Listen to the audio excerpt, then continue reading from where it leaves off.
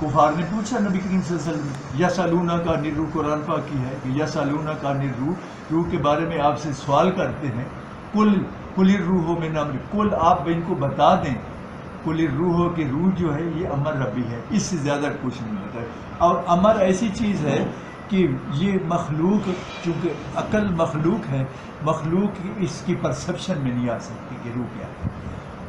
अब रूह जो है, अब आप हम किसी के पास जाते हैं, साहिब कब्र के पास, तो उसमें जो उसके पास अगर हम एक बंदा जाए तो एक ही वो बात सुन भी रहे होते हैं और जवाब भी दे रहे होते हैं साइमल्टेनियसली।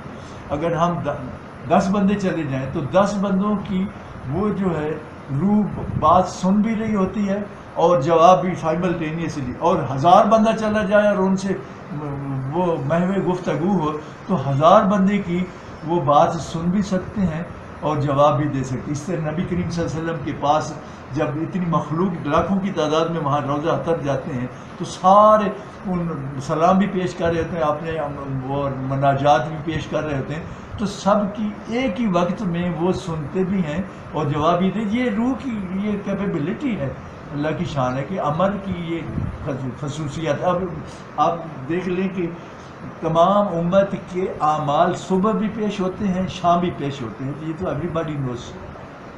उम्मत के आमाल जो हैं नबी करीम सल्लल्लाहु अलैहि वसल्लम के पास पेश होते हैं। अब ये वर्का करोड़ों अरबों की तादाद में वर्के तो नहीं, आप सिर्फ मैं आपको ऐसे दिखाऊं 1000 दफ़ा ऐसे वर्का पढ़ें ना भी पढ़ें तो आप ऐसे ही तंग आ जाएंगे, हटा यार मेरा और कोई काम ही नहीं है।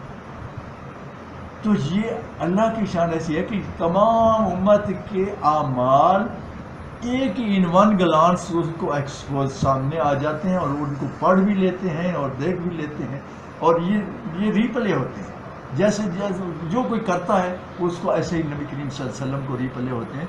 अल्लाह के बाद अगर कोई हमारे आमाल पर सबसे ज़्यादा मुत्तले है तो हज़रत मोहम्मद रसूलुल्लाह सल्लल्लाहु अलैहि वसल्लम।